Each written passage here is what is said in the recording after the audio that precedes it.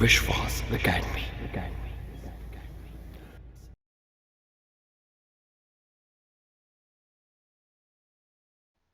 नमस्कार दोस्तों, मैं अजय सिंह तोमर विश्वास एकेडमी की ओर से मध्य प्रदेश जीके की सीरीज में आप सभी का स्वागत करता हूं। जैसे कि हमने मध्य प्रदेश का भौगोलिक विभाजन स्टार्ट किया था, जिसमें हम मालवा का पठार, मध्य भारत का पठार, रीवा पन्ना का पठार एवं बुंदेलखंड का पठार पढ़ चुके हैं। आज हमें देखना है नर्मदा सोन घाटी, सतपुड़ा मैकाल पर्वत श्रेणी एवं बघेलखंड का पठार। तो चलिए शुरू करते हैं। तो नर्मदा सोन घाटी, जैसे कि नाम से ही स्पष्ट है, इसमें नर्मदा और सोन नदियों की जो घाटी या प्रवाह क्षेत्र है, उससे संबंधित क्षेत्र को यहाँ पर नर्मदा सोन घाटी में शामिल किया गया है। जैसा कि आप चित्र में देख सकते हैं, यह है नर्मदा का क्षेत्र और यह है सोन नदी का क्षेत्र। सोन नदी जो है अमरकंटक से निकलकर उत्तर पूर्व की ओर बहते हुए गंगा में जाकर मिल जाती है, जबकि नर्मदा नदी वो अमरकंटक से ही निकलकर पश्चिम की ओर बहते हुए अरब सागर में जाकर मिलती है। तो इन दोनों नदियों का जो अपवाह क्षेत्र है या प्रवाह क्षेत्र है, उसे इस नर्मदा सोन घाटी के अंतर्गत शामिल किया जाता है। सबसे पहले देखेंगे इसका क्षेत्रफल। ये कितने क्षेत्र मध्य प्रदेश के कितने बड़े भूभाग में यह नदी अपना प्रवाह क्षेत्र स्थापित करती है। तो देखेंगे यहाँ पर विंध्याचल और सतपुड़ा पर्वत श्रेणी के मध्य यह नदी बहती है। तो हम सभी जानते हैं, यहाँ से लेकर यहाँ तक जो पर्वत श्रेणी है उसे क्या नाम दिया जाता है? विंध्याचल। विंध्याचल पर्वत श्रेणी। जो इसके नर्मदा के दक्षिण में है वह है सतपुड़ा पर्वत श्रेणी, जो कहाँ तक जाती है? छत्तीसगढ़ तक जाती है। तो नीचे वाली कौन सी है? सतपुड़ा पर्वत श्रेणी। इन्हीं दोनों पर्वत श्रेणियों के मध्य जो नदी बहती है उसका नाम क्या है? नर्मदा नदी। और ये पश्चिम की ओर बहने वाली भारत की सबसे लंबी या बड़ी नदी भी है। तो याद रखना, ओवरऑल देखें तो यह भारत की पांचवी सबसे बड़ी नदी है, लेकिन पश्चिम की ओर बहने वाली यह भारत की सबसे बड़ी नदी है। साथ ही साथ ऐश्वर्य बनाने वाली भी यह भारत की सबसे बड़ी नदी है। मध्य प्रदेश में दो ऐसी नदियां हैं जो पश्चिम की ओर बहते हुए क्या बनाती हैं? ऐश्वर्य बनाती हैं। एक है नर्मदा, दूसरी है ताप्ती, जो यहाँ से निकलकर इस प्रकार से बहते हुए कहाँ चली जाती है? सूरत से निकलते हुए पहुंच जाती है अरब सागर में। ये दो नदियां। चलिए तो देखते हैं यह जो नर्मदा सोन घाटी का क्षेत्र है वो कितना बड़ा क्षेत्र है। तो यह क्षेत्रफल के आधार पर 86,000 वर्ग किलोमीटर विस्तृत भूभाग में फैला हुआ है, जो मध्य प्रदेश राज्य का लगभग 26% क्षेत्रफल में विस्तृत है। अर्थात जो मालवा का पठार था वो हमारा 28% भूभाग में विस्तृत था, यह 26% भूभाग में विस्तृत है। इसका अर्थ यह होता है कि यह जो क्षेत्र है, यह मालवा के पठार के पश्चात दूसरा सबसे बड़ा क्षेत्र है। तो याद रखिएगा, सीधा प्रश्न आता है कि मध्य प्रदेश का भौगोलिक विभाजन के आधार पर सबसे बड़ा क्षेत्र कौन सा है? मालवा का पठार है। और दूसरे क्रम की बात करेंगे तो वह कौन सा है? वह है हमारा नर्मदा सोन घाटी का क्षेत्र। इसके बाद हम जो आज का अंतिम भौगोलिक क्षेत्र पढ़ेंगे, जिसका नाम है बघेलखंड का पठार, वो मध्य प्रदेश का सबसे छोटा भौगोलिक क्षेत्र है। ठीक, तो उसकी चर्चा हम आगे करेंगे। अब यहाँ देखते हैं हम कौन कौन से जिले इसके अंतर्गत शामिल किए जाते हैं। तो सबसे पहले देखेंगे हमारा जबलपुर जिला, जो नर्मदा सोन घाटी के अंतर्गत आता है। नर्मदा नदी के तट पर ही स्थित है जबलपुर। यहीं पर नर्मदा नदी एक विश्व प्रसिद्ध झरना बनाती है, जिसे हम धुआंधार कहते हैं, धुआंधार जलप्रपात कहते हैं। दूसरा है नरसिंहपुर जिला, होशंगाबाद जिला, हरदा जिला, खंडवा जिला, खरगोन जिला एवं बड़वानी। ये प्रमुख जिले हैं जो इस नर्मदा सोन घाटी के क्षेत्र में उपस्थित हैं। आगे बात करेंगे इस क्षेत्र की जलवायु की। तो यहाँ जो जलवायु पाई जाती है वो मानसूनी प्रकार की जलवायु पाई जाती है। बात करें तो अधिकतर मध्य प्रदेश में या संपूर्ण मध्य प्रदेश में किस प्रकार की जलवायु पाई जाती है? मानसूनी प्रकार की जलवायु पाई जाती है। नर्मदा सोन घाटी के क्षेत्र में बात करेंगे तो गर्मियों में यहाँ अधिक गर्मी होती है, जबकि ठंड में यहाँ साधारण ठंड होती है। तो ये विशेष रूप से याद रखना है, गर्मी में तो अधिक गर्मी पड़ रही है क्योंकि जल भराव क्षेत्र है। अगर जल गर्मी में गर्म होता है और ठंडा भी आराम से होता है, मतलब इस समय लगता है ठंडा में। आप कहीं भी चले जाइए, पानी की बात करें तो जल की बात करें तो जल क्या होता है? तेजी से गर्म तो होता है, लेकिन ठंडे होने में वो काफी समय लेता है। ठीक, बात करें यहाँ वर्षा की, तो देखिए नर्मदा सोन घाटी का क्षेत्र जल की अत्यंत उपलब्धता होने के कारण जब बादल अन्य क्षेत्रों में वर्षा करके यहाँ आते हैं, तो जो प्यासे बादल होते हैं वो क्या होते हैं, इस क्षेत्र में आके रिचार्ज हो जाते हैं। ठीक, इस क्षेत्र में आके बादल क्या हो जाते हैं, रिचार्ज हो जाते हैं। फिर आगे इन्हें क्या मिल जाती है, ये बादल जब आगे पहुंचते विंध्याचल पर्वत श्रेणी मिल जाती है। तो उसी के दबाव के कारण यहाँ पर वर्षा कैसी होती है, औसतन 125 सेंटीमीटर से अधिक वर्षा होती है। ठीक, आगे बात करेंगे यहाँ की मिट्टी की। तो मिट्टी तो सामान्य तौर पर यहाँ काली मिट्टी ही पाई जाती है, लेकिन यह नर्मदा सोन घाटी का क्षेत्र है, यहाँ वर्ष भर पानी उपलब्ध रहता है। अब जो मिट्टी काली होती है, साधारण काली होती है, वो इस पानी की उपलब्धता के कारण कैसी होती है, गहरी काली दिखाई देने लगती है। तो हमें विशेष तौर पर याद रखना है, यहाँ की जो मिट्टी होती है नर्मदा सोन घाटी की, वो गहरी काली होती है। अब कैसे, आप अगर आपने सामान्य तौर पर अपने घरों में भी देखा होगा कि जो हमारी शर्ट्स होती हैं, जैसे ब्लैक शर्ट की खास तौर पर बात की जाए, तो जो ब्लैक शर्ट होती है अगर आप उसे धूप में सुखाते रहते हैं, काफी लंबे समय से सुखा रहे हैं, तो उसका रंग कैसा होता है, हल्का पड़ जाता है। लेकिन जब भी हम उसे धोकर सुखाने डालते हैं या धोते हैं, तब धोकर निचोड़ने के बाद उसका रंग हमें कैसा दिखाई देता है, गहरा काला। क्यों, पानी उसमें उपलब्ध है। इसीलिए यही जो हमारी साधारण मिट्टी थी, अब वो है पानी की उपलब्धता के कारण कैसी दिखाई देने लगी है, गहरी काली दिखाई देने लगी। तो इसको आप ध्यान रख सकते हैं कि नर्मदा जो सोन घाटी का क्षेत्र है, यहाँ पर मिट्टी कैसी पाई जाती है, गहरी काली मिट्टी पाई जाती है। आगे हम बात करेंगे फसलों की। तो पानी की उपलब्धता के कारण यहाँ पर कैसी फसल होती है, अधिकतर गेहूं की फसल उगाई जाती है। तो पानी चाहिए होता है गेहूं की फसलों को, आप सभी जानते हैं। इसके अलावा यहाँ कई क्षेत्रों में सरसों, धान धान भी आप देखते हैं तो पानी में रोपी जाती है। तो धान की फसल भी यहाँ प्रमुख तौर पर पाई जाती है। काली मिट्टी होने के कारण कपास की खेती भी यहाँ पर अधिक मात्रा में की जाती है। आगे हम देखते हैं खनिज पदार्थों की, कि इस क्षेत्र में किस प्रकार के खनिज पाए जाते हैं। तो आप सभी को पता होगा, यह जो जबलपुर का क्षेत्र है, ये अपने संगमरमर के लिए प्रसिद्ध है। क्योंकि जो नर्मदा नदी है वो संगमरमर की जो चट्टानें होती हैं उन्हीं के तो मध्य बहती है। तो यहाँ पर जो है जबलपुर में क्या पाया जाता है, संगमरमर अधिक मात्रा में पाया जाता है। इसके अलावा हम देखते हैं जिप्सम पाया जाता है। अब आपको पता होगा, जो कृषक होंगे, कृषक क्षेत्र से जुड़े हुए लोग हैं, वे जानते हैं कि जब भी हमारी मृदा में क्षारीयता अम्लता की मात्रा बढ़ जाती है, जब भी हमारी, तब हम कैल्शियम ऑक्साइड या बात करें चूने को मिलाया जाता है। किसको कम करने के लिए, अम्लता को कम करने के लिए। लेकिन जब मृदा हमारी क्षारीय हो जाती है, क्षारीय मतलब 7 से अधिक, पीएच मान की वैल्यू कितनी हो जाए, 7 से अधिक हो जाए, तो जब हमारी मृदा क्षारीय होती है तब हम उसमें जिप्सम का प्रयोग करते हैं। तो जिप्सम का प्रयोग कहाँ होता है, कृषि क्षेत्र में भी किया जाता है। कब किया जाता है, जब मृदा हमारी कैसी होती है, क्षारीय प्रकृति की होती है, तब हम जिप्सम मिलाकर उसको न्यूट्रल या उदासीन बनाते हैं। ठीक, आगे हम बात करेंगे कोरंडम। तो इस क्षेत्र में कोरंडम की भी उपलब्धता देखने को मिलती है। अब ये कोरंडम क्या है, तो कोरंडम जो है वो एल्यूमिनियम का ऑक्साइड होता है। ठीक, अब एल्यूमिनियम तो आप सभी को पता है, या इलेक्ट्रिसिटी में इसका उपयोग होता है। और पृथ्वी पर जो सर्वाधिक मात्रा में पाए जाने वाली धातु है वो भी कौन सी है, एल्यूमिनियम है। आगे हम बात करेंगे, अब ये जो कोरंडम है वो कहाँ प्राप्त होता है, तो ये सीधी जिले के ईपरी परकोटा क्षेत्र में ये प्राप्त किया जाता है। आगे हम बात करें तो चूना पत्थर की। तो चूना पत्थर आपको जबलपुर, कटनी और सतना में अधिकतर देखने को मिलता है। चूना पत्थर से ही सीमेंट बनाया जाता है, हम सभी को पता है। ठीक है, इसीलिए जबलपुर, सतना और कटनी में सीमेंट उद्योग अत्यंत प्रचलित है। आगे बात करें तो संगमरमर, तो भेड़ाघाट संगमरमर के लिए प्रसिद्ध है।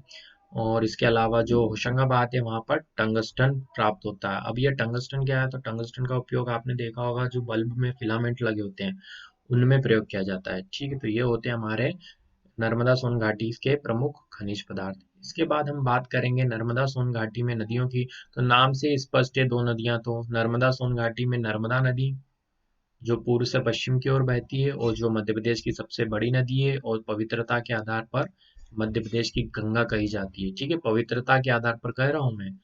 अगर हम प्रदूषण स्तर पर बात करें या biological oxygen, BOD, biological oxygen oxygen demand के स्तर पर बात करेंगे, तो मध्य प्रदेश की गंगा किसे कहा जाता है, बेतवा नदी को कहा जाता है। लेकिन हम यहाँ बात करें पवित्रता के आधार पर, तो पवित्रता के आधार पर मध्य प्रदेश की सबसे प्रमुख नदी कौन सी है, नर्मदा। और सबसे बड़ी और लंबी नदी भी कौन सी है, नर्मदा। मध्य प्रदेश में ये 1077 किलोमीटर बहती है, और कुल मिलाकर इसकी लंबाई कितनी है, 1312 किलोमीटर या 1312 किलोमीटर। ठीक है, ये 3 राज्यों से होकर बहती है। एक है मध्य प्रदेश, दूसरा है महाराष्ट्र, और तीसरा राज्य है गुजरात। गुजरात में ही यह जाकर अरब सागर में मिल जाती है। इसके अलावा बात करें, इसी क्षेत्र में एक और नदी है। यह नदी कौन सी है, जोहिला जी, यह भी अमरकंटक से ही निकलती है, और इस प्रकार से बहते हुए आगे जाकर सोन नदी में मिल जाती है। तो सोन नदी की जो सबसे बड़ी सहायक नदी है वह कौन सी नदी है? जोहिला है। ठीक। और यह सोन नदी है। सोन नदी उत्तर पूर्व की ओर बहते हुए उत्तर प्रदेश के सोनभद्र जिले में प्रवेश करते हुए आगे पटना बिहार में जाकर, कहाँ? पटना बिहार में जाकर यह गंगा नदी में मिल जाती है। तो ये किसकी सहायक नदी हो गई? गंगा नदी की। ठीक है। और याद रखना, दक्षिण की ओर से मिलने वाली है गंगा की सबसे बड़ी सहायक नदी है। तो सोन नदी हमारी गंगा की सबसे बड़ी सहायक नदी है। किस ओर से? दक्षिण की ओर से मिलने वाली। तो यह भी एक हमारा विशेष तथ्य बन जाता है। तो ये हमें याद रखना है। 3 प्रमुख नदियां हैं जो इस क्षेत्र में बहती हैं। इसके अलावा हम जनजातियों की बात करें तो इस क्षेत्र में भील जनजाति पाई जाती है, जो मध्य प्रदेश की सबसे बड़ी जनजाति भी है। इसके अलावा भिलाला है, कोरकू है, गोंड है। गोंड जो है वो भारत की सबसे बड़ी जनजाति है, जबकि मध्य प्रदेश में इसका स्थान दूसरा है। बेगा है। बेगा जो है इस क्षेत्र में अधिकतर पाई जाती है। इस जो क्षेत्र दिखाई दे रहा है मध्य प्रदेश का जो दक्षिण पूर्वी इलाका है, यहाँ पर बेगा जनजाति पाई जाती है। बेगा जनजाति वही जनजाति है जो मध्य प्रदेश में भारत सरकार द्वारा 3 अति पिछड़ी जनजातियां जो चिन्हित की गई है उनमें से एक है बेगा जनजाति। एक जनजाति है, 3 में से एक जनजाति है सहारिया। सहारिया। यह जो सहारिया जनजाति है आपको उत्तरी उत्तरी मध्य प्रदेश में देखने को मिलेगी, श्योपुर और बात करें श्योपुर और शिवपुरी की। इसके अलावा बेगा जनजाति हम बात कर ही चुके हैं। एक और आपको देखने को मिलेगी भारिया जनजाति। यह छिंदवाड़ा के पातालकोट में मिलेगी और यह भी क्या है? अति पिछड़ी जनजाति है जो केंद्र सरकार या भारत सरकार द्वारा चिन्हित की गई है। इसके बाद हम बात करेंगे उद्योगों की कि नर्मदा सोन घाटी में कौन कौन से उद्योग हमें देखने को मिलते हैं। तो नर्मदा सोन घाटी में जो उद्योग है वह है ऑर्डिनेंस फैक्ट्री, जो जबलपुर में स्थित है। देखिए ये केंद्र सरकार के अधीन आता है, रक्षा मंत्रालय के अधीन ऑर्डिनेंस फैक्ट्री। यहाँ पर जो है भारत सरकार के लिए, हमारी सेना की बात करें तो हमारी सेना के लिए हथियार बनाए जाते हैं। ठीक। गन कैरिज फैक्ट्री में गन बनाई जाती हैं, तोपें बनाई जाती हैं। जैसे आपसे जो प्रमुख तोपें बनाई गई हैं, धनुष है। धनुष बहुत फेमस तोप है जो इसी गन कैरिज फैक्ट्री से निर्मित की गई है। ठीक है। इसके अलावा गोला बारूदों का जो निर्माण किया जाता है, अब तोप बना देंगे, तोप के साथ उसके गोले बनाए जाते हैं। ठीक है। कारतूस बनाए जाते हैं। तो ये गन कैरिज फैक्ट्री में ही इसका कार्य किया जाता है। ऑर्डिनेंस फैक्ट्री में गोला बारूदों का निर्माण किया जाता है। इसके अलावा हैवी व्हीकल फैक्ट्री है। अब सेना को इधर से उधर जो आवागमन होता है, सैन्य आवागमन, उसके लिए हमें हैवी व्हीकल्स की आवश्यकता होती है, जिसे हम पहले तो विदेशों पर डिपेंड किया करते थे, लेकिन आज फिलहाल में भारत ने इस क्षेत्र में बहुत अग्रणीय सफलता हासिल करी है और हैवी व्हीकल फैक्ट्री है जबलपुर में स्थित। यह क्या कर रही है? जो हमारे युद्धक जो वाहन होते हैं या फिर सैन्य वाहन जो होते हैं उनका निर्माण कार्य कर रही है। इसके बाद बात करेंगे सिक्योरिटी पेपर मिल। ये कहाँ मिलेगी? होशंगाबाद में। यह भी केंद्र सरकार के अधीन अ, कारखाना है सिक्योरिटी पेपर मिल। यहाँ पर जो विशेष पेपर बनाए जाते हैं, जैसे अगर कोई भारत सरकार का पेपर है, जैसे अगर हम बात करें रजिस्ट्री के लिए आपने देखा होगा एक विशेष पेपर आता है। ठीक है। उस प्रकार के जो पेपर होते हैं, या फिर आप कभी शपथ पत्र बनवाने जाते हैं तब आपने जो देखा होगा, वह जो इस प्रकार के जो नोटरी वाले पेपर होते हैं ये सारे कहाँ बनते हैं? ये होशंगाबाद में बनते हैं। ठीक है। इसके अलावा जो नोट छापने वाले पेपर होते हैं वह उनका भी निर्माण कहाँ होता है? ये सिक्योरिटी पेपर मिल होशंगाबाद में किया जाता है। इसके बाद हम चलिए चर्चा करते हैं पर्यटनों की। तो नर्मदा सोन घाटी में कौन कौन से पर्यटन स्थल स्थित है? तो यहाँ पर आपको देखने को मिलेगा भेड़ा घाट, जो विश्व प्रसिद्ध है। ठीक। यहाँ पर क्या है भेड़ा घाट में? इस प्रकार से ये संगमरमर की जो है, संगमरमर की चट्टाने हैं। किसके? और नर्मदा के दोनों ओर आपको ऊंची ऊंची संगमरमर की चट्टाने मिलेंगी और इन्हीं चट्टानों के मध्य कौन सी नदी बहती है? नर्मदा नदी। तो ये जो सुंदर दृश्य है ये आपको देखने को मिलेगा कहाँ पर? भेड़ा घाट में देखने को मिलेगा। भेड़ा घाट कहाँ स्थित है? यह जबलपुर में स्थित है। आपने एक मूवी भी देखी होगी मोहनजोदाड़ो, उसमें भी जब मगरमच्छ को ऋतिक रोशन पकड़ रहा होता वो यही फिल्माया गया सीन है। इसी क्षेत्र में फिल्माया गया है वो सीन, तो आप उस मूवी में भी देख सकते हैं इस प्रकार को। यह जो है सफेद संगमरमर से निर्मित चट्टाने हैं। ठीक है। और ये कहाँ पाई जाती है? ये भेड़ा घाट में विशेष तौर पर पाई जाती है। ठीक। नर्मदा जो नदी है वो कहाँ है? वो बहती है आपकी भ्रंश घाटी में। कैसे? जो ये संगमरमर या चूना पत्थर की चट्टानें हैं, ये समय के साथ पानी में क्या होती है? घुलनशील होती हैं। और जो नर्मदा नदी है उसके वेग से ये क्या होती है? घुलती चली जाती है। इसीलिए जो नर्मदा नदी है वो किसमें बहती है? भ्रंश घाटियों में बहती है, और ये क्या बनाती है? गॉर्ज बनाती है। इस प्रकार से घाटियों की गहराई क्या है? समय के साथ बढ़ती जा रही है। याद रखना, नर्मदा जो नदी है वो किसमें बहती है? घाटी में बहती है। घाटी में बहने के कारण इसका वेग कैसा है? तीव्र वेग से बहती है। तीव्र वेग से बहते हुए ये समुद्र में मिलने से पहले किसी भी प्रकार के अवसादों का जमाव नहीं करती है, और सीधे के सीधे जाकर किससे मिल जाती है? समुद्र से मिल जाती है। ये किसी प्रकार की वितरिकाओं या शिप्रिकाओं में विभाजित नहीं होती है, इसीलिए यह डेल्टा ना बनाकर क्या बनाती है? एस्चुरी बनाती है। तो याद रखना, भारत की सबसे बड़ी नदी जो एस्चुरी बनाती है वो कौन सी है? नर्मदा। इसके अलावा ताप्ती नदी है जो क्या बनाती है? एस्चुरी बनाती है। दोनों ही नदियां मध्य प्रदेश में बहती हैं, ठीक, या मध्य प्रदेश में उद्गमित होती हैं। आगे हम बात करेंगे पर्यटन स्थलों में ही धुआंधार जलप्रपात। काफी नाम सुना होगा आपने धुआंधार जलप्रपात।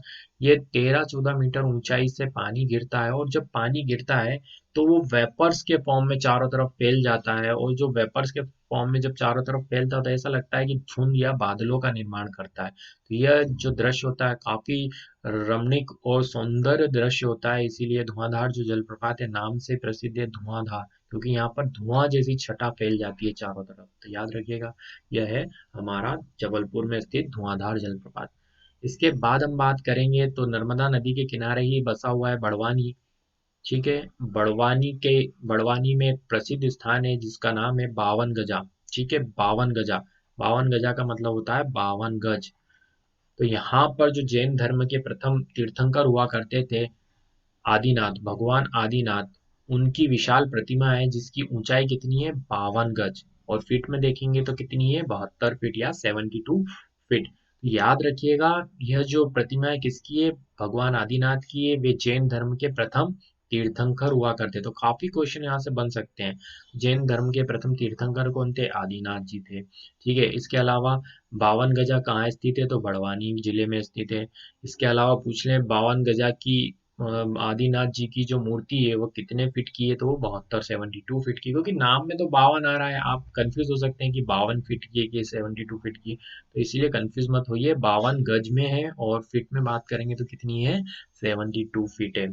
इसके अलावा बड़वानी की बात करें तो बड़वानी में हम कई बार डिस्कस कर चुके हैं। यहाँ पर है चावल अनुसंधान केंद्र, तो राज्य स्तर का चावल अनुसंधान केंद्र कहाँ मिलता है? बड़वानी में। इसे याद भी रखने के लिए एक ट्रिक या सामान्य याद रखें तो, चावल हमें कैसे पसंद होते हैं? तो बड़े चावल पसंद होते हैं, तो बड़े से याद रख सकते हैं बड़वानी, जहाँ पर क्या है? राज्य स्तरीय चावल अनुसंधान केंद्र। इसके अलावा हम बात करें तो बालाघाट में चावलों का क्या होता है? सर्वाधिक उत्पादन होता है। मध्य प्रदेश की बात की जाए तो बालाघाट में चावलों का सर्वाधिक उत्पादन होता है। अब इसको कैसे याद रखें कि बालाघाट में चावलों का सर्वाधिक उत्पादन हो रहा है? तो इसे याद रख सकते हैं कि बालकों को चावल क्या है? अधिक पसंद होते हैं। बालक बालिकाओं को चावल क्या होते हैं? अधिक पसंद होते हैं। इससे याद रख सकते हैं कि बालाघाट में चावलों का उत्पादन कैसा है? अ- अधिक होता है। इसके अलावा बालाघाट में ही आपको क्या मिलेंगी? आपको मिल जाएंगी पोहा मिलें, क्योंकि चावल का अधिक उत्पादन हो रहा है, तो पोहा भी किससे बनता है? चावलों से या धान से बनता है, इसलिए पोहा मिल भी आपको सर्वाधिक कहाँ मिलेंगी? बालाघाट में मिलेंगी। सिंपल सी बात है, जिस चीज का उत्पादन जहाँ होगा मैक्सिमम चांस होते हैं कि वहीं पर उसके उससे संबंधित जो फैक्ट्रियां होती हैं, उद्योग होते हैं, वो पनपते हैं। जैसे बात की जाए तो मध्य प्रदेश में काली मिट्टी पाई जाती, मध्य प्रदेश के मालवा खंड में जो है काली मिट्टी पाई जाती है, तो यहाँ सूती वस्त्र उद्योगों का जमावड़ा आपको देखने को मिलेगा, क्योंकि कपास का उत्पादन होता है काली मिट्टी में, और कपास से सूती वस्त्र बनाए जाते हैं। ठीक है, तो ये सारी चीजें आपको ध्यान रखना। अगर हम मध्य प्रदेश के, अगर भारत या दुनिया के भी अगर भौगोलिक परिदृश्य को हम अच्छे से पढ़ लेते हैं तो हमारी अधिकतर जो चीजें होती हैं जीके से संबंधित वो सारी क्लियर हो जाती हैं, हमें रटने की आवश्यकता नहीं पड़ेगी। अगर हम ये सारी चीजें देखते हुए चलते हैं तो निश्चित तौर पर हमें ये बहुत लाभ देती हैं। कि अगर जैसे मान लीजिए मध्य प्रदेश के पश्चिमी क्षेत्र में वनों की सघनता क्या है? विरल है वन, यहाँ पर विरल पाए जाते हैं। जबकि पूर्वी मध्य प्रदेश की बात करें तो वहाँ वन कैसे होते हैं? सघन पाए जाते हैं। तब इससे क्या होगा कि पश्चिम मध्य प्रदेश में हम जानते हैं वर्षा की मात्रा कम है। पूर्वी मध्य प्रदेश में अपेक्षाकृत अधिक वर्षा होती, तो वर्षा अधिक होगी तो वनों की सघनता भी अधिक होगी। वनों की सघनता अधिक होगी तो वनों पर आधारित उद्योग आपको कहाँ देखने को मिलेंगे? पूर्वी मध्य प्रदेश में देखने को मिलेंगे। ठीक है, ये एग्जाम्पल है किस प्रकार से अगर आप सारी चीजों को इंटरलिंक कर पाएंगे, आप ज्योग्राफिकल कंडीशंस को समझ पाएंगे अच्छे से मध्य प्रदेश या भारत की, तो आप उससे संबंधित उद्योग, उससे संबंधित व्यवसाय, उससे संबंधित वहाँ के परिदृश्य, भौगोलिक परिदृश्य को आसानी से समझ पाएंगे। बस आप हमसे जुड़े रहिए, हम इसी तरह की सारी चीजें आपको देते रहेंगे, समझाते रहेंगे, जिससे आपको रटना ना पड़े। ठीक है, एमपी जीके मतलब अथाह है, अब आप इसका ना ओर है ना छोर है, लेकिन हम क्या है, हम इस तरह से तैयारी करेंगे कि लंबे समय तक हमें इसकी सारी चीजें याद रहेंगी, कुछ भी रटने की आवश्यकता नहीं पड़ेगी, आप समझ के सारी चीजों का आंसर दे पाएंगे।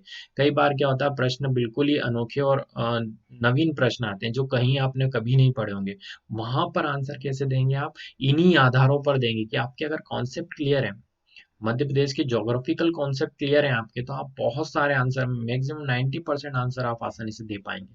ठीक है, तो चलिए आगे हम देखते हैं। आगे हम बात करेंगे महेश्वर की। ठीक, तो ये महेश्वर जो है, जो महाजनपद हुआ करता था अवंती, अवंती उसकी दूसरी राजधानी हुआ करता था। एक राजधानी तो क्या थी, उज्जैनी, और दूसरी क्या थी, महेश्वर हुआ करती थी। ठीक है, अब ये महेश्वर का जो ये घाट दिख रहा है, ये किसने बनवाया था, तो महारानी अहिल्याबाई द्वारा बनवाया गया था। होलकर वंश की महारानी थी अहिल्याबाई, जिन्होंने इस घाट की रचना की थी या इस घाट का निर्माण करवाया था। ठीक है, कहाँ स्थित है, तो ये खरगोन में स्थित है, तो याद रखिएगा। इसके अलावा हम देखेंगे ओंकारेश्वर। तो ओंकारेश्वर विश्व प्रसिद्ध है, ये भारत के 12 ज्योतिर्लिंगों में से एक है, याद रखिएगा। भारत के जो 12 ज्योतिर्लिंग है, ठीक, उनमें से 2 ज्योतिर्लिंग कहाँ मिलेंगे आपको, मध्य प्रदेश में मिलेंगे। एक आपको मिलेगा उज्जैन में, महाकालेश्वर। ठीक है, अब भगवान जो महाकालेश्वर है, इनकी चर्चा हमने मालवा की पठार में भी की थी। ये कैसे हैं, दक्षिण मुखी, एकमात्र दक्षिण मुखी शिवलिंग है। तो याद रखिएगा, जो उज्जैन के महाकालेश्वर हैं, वे एकमात्र दक्षिण मुखी शिवलिंग है। तो ये हमारे लिए विशेष तौर पर याद रखना है, और 12 ज्योतिर्लिंगों में शामिल है। दूसरे हमारे 12 ज्योतिर्लिंगों में से कौन है, ओंकारेश्वर। और इसी के साथ यहाँ पर एक और मंदिर है जिसे कहते हैं ममलेश्वर, ममलेश्वर। ठीक है, तो वो इसी में शामिल किया जाता है, अलग से नहीं है। ओंकारेश्वर और ममलेश्वर को एक ही ज्योतिर्लिंग माना गया, अलग अलग नहीं माना गया है। ठीक है, और ये जो ओंकारेश्वर है, ये ओंकारेश्वर नाम क्यों पड़ा है, तो यह जो आपको दिख रहा होगा नदी द्वीप, ये मध्य प्रदेश का सबसे बड़ा नदी द्वीप भी है। कौन सा, ओंकारेश्वर नदी द्वीप, ये मध्य प्रदेश का सबसे बड़ा नदी द्वीप है। ठीक, नर्मदा नदी पर बना है। ये ओंकारेश्वर जो द्वीप है वो किस पर बना है, नर्मदा नदी पर बना है। ये जो पर्वत है, ओंकारेश्वर पर्वत जो है, ये ओम आकृति का है। कैसा है, ओम आकृति का है, इसीलिए इसका नाम क्या पड़ गया है, ओंकारेश्वर पड़ गया है। इसके चारों, तो ओंकारेश्वर के दोनों ओर जो नदियां जाती हैं, प्रवाहित होती है, तो ऊपर की जो नदी की शाखा होती है, या बात करें ये जो धारा है नदी की, इसे कहा जाता है कावेरी। मतलब ओंकारेश्वर के उत्तरी नर्मदा नदी की शाखा को कावेरी, और दक्षिणी नर्मदा नदी की शाखा को नर्मदा ही कहा जाता है। तो ये विशेष तौर पर याद रखना, पूछा जा सकता है प्रश्न, अभी तक पूछा नहीं गया है कि नर्मदा नदी जब ओंकारेश्वर पर्वत से या ओंकारेश्वर नदी द्वीप से प्रवाहित होती है, तो उत्तरी शाखा को क्या कहा जाता है और दक्षिणी शाखा को कहा जाता है। उत्तरी को हम कहेंगे कावेरी, और दक्षिणी को क्या कहा जाता है, नर्मदा कहा जाता है। ठीक है, तो यहाँ से आगे बढ़ते हैं, देखते हैं इसके अलावा अ, नर्मदा नदी पर कुछ जलप्रपात भी स्थित है। ठीक है, इनमें से हम देखेंगे, सबसे पहले देखते हैं दुग्ध धारा। तो इसकी बात हम कर चुके हैं, कहाँ बनता है दुग्ध धारा जलप्रपात, ये आपको अमरकंटक में ही देखने को मिलेगा। ठीक है, तो ये दुग्ध धारा जलप्रपात है, ये कहाँ मिलेगा, अमरकंटक। इसके अलावा कपिल धारा जलप्रपात, यह भी अमरकंटक में, अमरकंटक जिले में मिलेगा, देखने अमरकंटक में देखने को मिलेगा। इसके अलावा भेड़ाघाट की बात कर चुके हैं, धुआंधार जलप्रपात ये जबलपुर में स्थित है। इसके अलावा सहस्त्रधारा जलप्रपात ये कहाँ देखने को मिलेगा, मंडला जिले में देखने को मिलता है। ठीक, इसके बाद आगे बात करते हैं नवदा टोली की। तो ये जो नवदा टोली है, ये प्राग ऐतिहासिक कालीन स्थल है, जो 1600 ईसा पूर्व का स्थल है। ठीक है, ये कैसा है, प्रागैतिहासिक कालीन स्थल है। कहाँ पर स्थित है, तो ये महेश्वर में स्थित है, नर्मदा के तट पर स्थित है। ठीक है, अब महेश्वर कहाँ है, तो खरगोन जिले के अंतर्गत आता है। ठीक, अब ये कैसा स्थल है, ऐतिहासिक स्थल है, और नर्मदा जो नर्मदा सोन घाटी है, इसी क्षेत्र में यह जो सभ्यता है पनपी थी। कौन सी, नावदा टोली सभ्यता। इसके बाद एक और सभ्यता हमें देखने को मिलती है, वो कौन सी है, कसरावत सभ्यता। यह कहाँ पर है, अभी खरगोन जिले में स्थित है। ठीक, तो ये दोनों ऐतिहासिक स्थल हैं, ये हमारे मध्य प्रदेश में स्थित हैं, और ये नर्मदा नदी के आसपास या नर्मदा घाटी क्षेत्र में विकसित हुई एक सभ्यता है। इसकी खोज कब की गई थी, तो इसकी खोज 1957 या 1957-58 के मध्य की गई थी। ठीक है, तो आगे देखते हैं।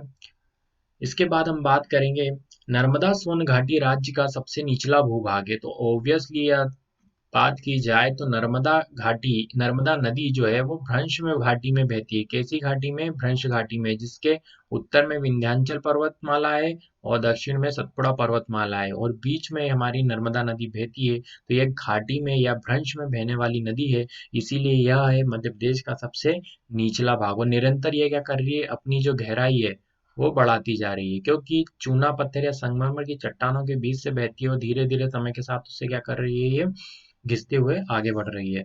आगे बात करेंगे नर्मदा सोन नदी घाटी का निर्माण किसके द्वारा हुआ है, तो भूगर्भीय हलचलों के कारण। अब आपको पता होगा हमारी जो पृथ्वी है इस पर कई सारी प्लेट्स हैं, महाद्वीपीय और महासागरीय प्लेट्स हैं। अब ये जो प्लेट है वो किस पर तैरती हैं, पिघले हुए मैग्मा या लावा पर तैर रही हैं। ठीक, पृथ्वी के जो भीतरी स्थल है वो कैसा है, पिघला हुआ है। ठीक, सबसे अंदर ठोस है, उसके ऊपर पिघला हुआ और फिर क्या है, ठोस है। तो जो हमारी जो प्लेट्स हैं पृथ्वी के ऊपर, जो महासागरीय महाद्वीपीय प्लेटें, वो इसी पिघले हुए मैग्मा पर तैर रही हैं। अब इनमें क्या होती है, भूगर्भीय हलचलें होती है और समय के साथ इनमें क्या होता है, दरारें भी उत्पन्न होती हैं। अब दरारें उत्पन्न होने के कारण ये जो खाली स्थान रह जाता है, यही क्या होता है, हमारा भ्रंश। ठीक, इस प्रकार से इस भ्रंश घाटी का निर्माण हुआ है।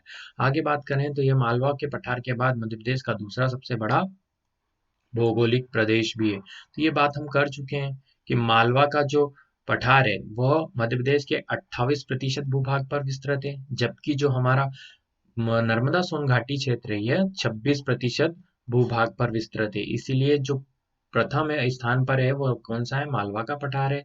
जबकि मध्य प्रदेश के दूसरा सबसे बड़ा भौगोलिक भाग कौन सा हो जाता है, हमारा नर्मदा सोन घाटी। ठीक, अब जैसे कि मालवा का पठार वो अत्यंत उपजाऊ पठार है, या वह जो भौगोलिक क्षेत्र है मध्य प्रदेश का अत्यंत उपजाऊ भौगोलिक क्षेत्र है।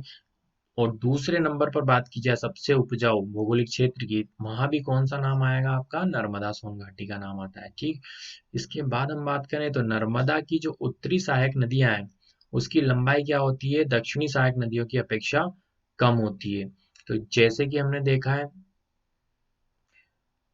यहाँ पर एक करेक्शन है, नर्मदा की जो उत्तरी सहायक नदियां हैं उनकी लंबाई क्या होती है, अधिक होती है, और जो दक्षिणी सहायक नदियां हैं उनकी लंबाई क्या होती है, कम होती है। जैसे जो नर्मदा की उत्तरी सहायक नदियां जैसे हिरण है, आपको यहाँ पर देखने को मिलेंगी। कौन कौन सी उत्तरी सहायक नदियां, जैसे बरना हो गई, कोलार हो गई,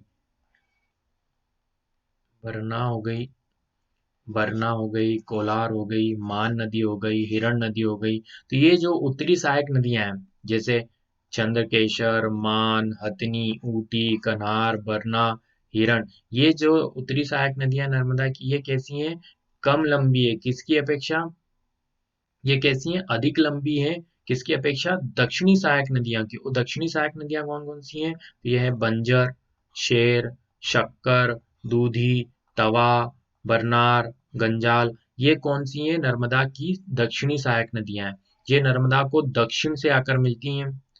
ये है नर्मदा नदी, याद रखना।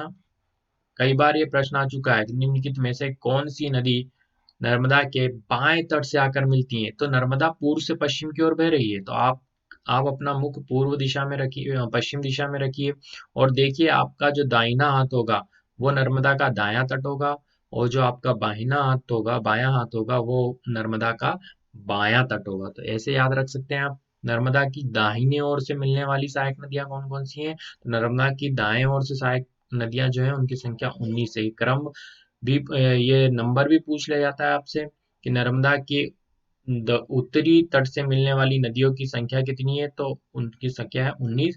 या नर्मदा के दाएं तट से मिलने वाली नदियों की संख्या कितनी है, 19 है। और बाएं तट से मिलने वाली नदियों की संख्या कितनी है, 22 है। तो ये संख्या भी आपको विशेष तौर पर याद रखना है, यह भी पूछा जाता है। नदियों के नाम भी याद रखना। हम सारी नदियों के नाम तो नहीं चर्चा करेंगे, विशेष नदियों के जैसे हिरण हो गया, है ना, हथनी हो गया, ऊटी हो गया, इस प्रकार से जो जानवरों के नाम है तो आपको कहाँ से मिल रही हैं, वो दाएं तट से मिल रही हैं। और दाएं तट की नदियों की लंबाई क्या होती है, अपेक्षाकृत अधिक होती है। जबकि बाएं तट से मिलने वाली नदियां कौन कौन सी हैं, बाएं तट की जैसे शक्कर हो गया, दूध हो गया, तवा हो गई, है, शेर हो गई, बंजर हो गई, तो ये दाएं तट की नदियां हैं। उनकी कुल संख्या कितनी है, 22 है। और इनकी लंबाई कैसी है, उत्तर की अपेक्षा अपेक्षाकृत कम होती है। तो इसकी लंबाई कैसी है, इन नदियों की लंबाई अपेक्षाकृत कम होती है। ठीक है, आगे बढ़ते हैं। अब हम बात करेंगे बघेलखंड के पठार की। ठीक, तो जो बघेलखंड का पठार है ये मध्य प्रदेश के कहाँ स्थित है? आपको दक्षिण पूर्व या पूर्वी भाग में स्थित है। इसका कुछ क्षेत्रफल आपको कहाँ मिलेगा? छत्तीसगढ़ में मिलेगा। तो अधिकतर जो बघेलखंड का पठार का जो क्षेत्रफल है या मुख्य भाग है वो कहाँ मिलेगा आपको? छत्तीसगढ़ राज्य में मिलेगा। मध्य प्रदेश में इसका विस्तार कितने क्षेत्रफल में है? तो 25,000 वर्ग किलोमीटर क्षेत्र में यह क्या है? विस्तृत है। तो यह प्रतिशत मात्रा में देखा जाए तो ये मध्य प्रदेश के कुल भौगोलिक क्षेत्र का 7% होता है। अर्थात मध्य प्रदेश के कुल भौगोलिक क्षेत्र का 7% होने के साथ ही यह मध्य प्रदेश का सबसे छोटा भौगोलिक क्षेत्र है। यह मध्य प्रदेश का सबसे छोटा पठार भी है। तो यही बात है यहाँ पर। ठीक, इसके बाद हम बात करेंगे निर्माणकारी चट्टानों की। तो ये किन चट्टानों से मिलकर बना है? तो मध्य प्रदेश का जो पूर्वी पठार या बघेलखंड का पठार है वो आर्कियन युग की चट्टानें, जुरासिक युग की चट्टानें से मिलकर बना है। अब आर्कियन युग की चट्टानें कैसी होती हैं? तो इसमें आणविक खनिजों की उपलब्धता देखी जाती है, जैसे यूरेनियम, थोरियम, इस प्रकार के खनिजों की उपलब्धता किसमें मिलेगी? आपको आर्कियन चट्टानों में मिलेगी। जुरासिक युग मतलब जहाँ पर डायनासोर जैसे जानवर हुआ करते थे, विशालकाय जानवर हुआ करते थे, वो युग कौन सा था? जुरासिक युग था। इसके बाद बात करेंगे यहाँ पर आपको गोंडवाना क्रम की चट्टानें भी देखने को मिलती है। अब गोंडवाना क्रम की चट्टानों की क्या विशेषता है? तो गोंडवाना क्रम की चट्टानों में आपको क्या मिलते हैं? कोयले के भंडार मिलते हैं। और इस क्षेत्र में आपको क्या मिलेगा? कोयले के भंडार मिलेंगे। इसके दो रीजन और मैं आपको बता देता हूँ, आप कभी नहीं भूलेंगे यहाँ पर कोयले के भंडार पाए जाते हैं। पहला तो है कि आपको इतना पता है कि मध्य प्रदेश का जो पश्चिमी क्षेत्र है यहाँ पर वर्षा क्या होती है? अपेक्षाकृत कम होती है। और जबकि मध्य प्रदेश का जो पूर्वी क्षेत्र है यहाँ वर्षा क्या होती है? अपेक्षाकृत अधिक होती है। ठीक है, अब वर्षा अधिक होगी, वर्षा की मात्रा अधिक है, तो यहाँ पर आपको वनों की सघनता भी क्या मिलेगी? अधिक मिलेगी। और पश्चिम मध्य प्रदेश में वनों की सघनता क्या है? विरल है। ठीक, अब वनों की सघनता अधिक होगी तो ये जो वन है कभी ना कभी क्या होंगे? भूगर्भिक परिवर्तनों के कारण क्या होंगे? दबेंगे। और दबने के बाद किसके रूप में? जीवाश्मों का रूप धारण कर लेंगे। ठीक, और दबने के बाद क्या बना देंगे? कुछ लाखों हजारों वर्ष बाद ये क्या बन जाएंगे? कोयला के रूप में परिवर्तित हो जाएंगे। तो याद रखना आप यहाँ पर कि कोयला कैसे बनता है? लकड़ियों या वनों के दबने से ही बनता है। तो यहाँ वनों की सघनता अधिक है तो यहाँ कोयले की भी सघनता क्या मिलेगी आपको? अधिक पाई जाएगी। इसीलिए जो मध्य प्रदेश का यह पूर्वी क्षेत्र है यहाँ कोयले के भंडार आपको क्या मिलते हैं? अधिक मिलते हैं। तो याद रखना। यहाँ पर बात करेंगे हम, जो सर्वाधिक कोयले के भंडार आपको मिलते हैं देखने को, वो कहाँ मिलेंगे? सिंगरौली को में मिलेंगे। इसीलिए सिंगरौली को कहा जाता है मध्य प्रदेश की ऊर्जा राजधानी, क्योंकि सिंगरौली में आपको मिल जाएगा Vindhyachal super thermal power plant. जो Vindhyachal super thermal power plant है वो एनटीपीसी के सहयोग से स्थापित किया गया है। अब ये एनटीपीसी क्या है? तो ये नेशनल थर्मल पावर कॉरपोरेशन है, जो भारत सरकार की एक कंपनी है। ठीक, उसी के द्वारा संचालित हो रहा है सिंगरौली में Vindhyachal super thermal power plant, जो कहाँ पर है? बेठन में। सिंगरौली के कौन से स्थान पर है? बेठन में स्थित है। ठीक है, इसीलिए मध्य प्रदेश की ऊर्जा राजधानी किसे कहा जाता है? सिंगरौली को, क्योंकि यहाँ पर पाए जाते हैं सर्वाधिक कोयले के भंडार। अब बात करेंगे कि बघेलखंड के पठार में आपको कौन कौन से जिले शामिल है। तो यहाँ पर आप चित्र में देख सकते हैं बघेलखंड में कौन कौन से जिले शामिल हैं। सीधी सीधी से अलग होकर बना है सिंगरौली, शहडोल, अनूपपुर, डिंडोरी डिंडोरी उमरिया एवं कटनी। तो यह जो मध्य प्रदेश के पूर्वी जिले हैं यह शामिल है किसमें? बघेलखंड के पठार में। इसके बाद हम बात करेंगे नदियों की। तो इस क्षेत्र में कौन कौन सी नदियां हैं? तो सोन नदी आपको पता ही होगा, अमरकंटक की चोटी से निकलती है। ठीक, अमरकंटक की ऊंचाई क्या है? तो 1066 मीटर है, जहां से सोन नदी, नर्मदा नदी एवं जोहिला नदी का क्या होता है? उद्गम होता है। ठीक, इसके बाद हम बात करेंगे यहाँ पर कौन सी नदियां बहती हैं। रिहंद नदी बहती है। रिहंद के अलावा गोपद नदी है। इसके अलावा कौन सी है? जोहिला नदी। तो सोन नदी की ये सारी सहायक नदियां, रिहंद हो, गोपद हो या फिर जोहिला, ये तीनों ही किसकी सहायक नदियां हैं? सोन नदी की सहायक नदी है। सोन नदी की सबसे प्रमुख सहायक की बात करें तो वो कौन सी है? जोहिला नदी है। ठीक है, इसको जरूर याद रखिएगा आप लोग। बघेलखंड के पठार में मुख्यतः 4 नदियां प्रवाहित होती हैं। इनमें सबसे महत्वपूर्ण है सोन नदी। उद्गमित होती है, वो होती है अमरकंटक के पर्वत से। अमरकंटक जो पहाड़ी है उसकी ऊंचाई है 1066 मीटर। ठीक है, 1066 मीटर। यहाँ से मध्य प्रदेश की मुख्यतः 3 नदियों का उद्गम होता है। एक है मध्य प्रदेश की सबसे पवित्र नदी जिसका नाम है नर्मदा, दूसरी नदी है सोन और तीसरी नदी है जोहिला। जोहिला का उद्गम इधर अमरकंटक की पहाड़ी से ही होता है। जिला कौन सा है? तो जिला है इसका अनूपपुर। ठीक है। और तहसील अगर पूछ लिया जाए तो तहसील याद रखना पुष्पराजगढ़। क्या है? पुष्पराजगढ़। यह इसकी तहसील है। कहाँ है? अनूपपुर जिले में है, जहाँ पर स्थित है अमरकंटक की चोटी, जहाँ से निकलती है तीन प्रमुख नदियाँ। एक है जोहिला, और दूसरी है सोन, और तीसरी है मध्य प्रदेश की सबसे पवित्र और बड़ी नदी नर्मदा। चलिए, तो बघेलखंड के पठार मुख्यतः चार नदियां हैं। पहले जिसकी चर्चा हम कर रहे हैं, जिसमें सर्वप्रमुख है सोन नदी। तो सोन नदी अमरकंटक से निकलकर मध्य प्रदेश के उत्तर पूर्व की ओर बहते हुए, तो देखिए आपको दिख रहा होगा यहाँ पर, उत्तर पूर्व की ओर बहते हुए पहुंच जाती है उत्तर प्रदेश में। और उत्तर प्रदेश में सोनभद्र जो जिला है उत्तर प्रदेश का, वो किस नदी के तट पर है? तो वो सोन नदी के तट पर स्थित है। आगे ये जाती है और कहाँ? बिहार पहुंच जाती है। बिहार में जो पटना है, जो बिहार की राजधानी भी है, वहां पर एक स्थान है दानापुर।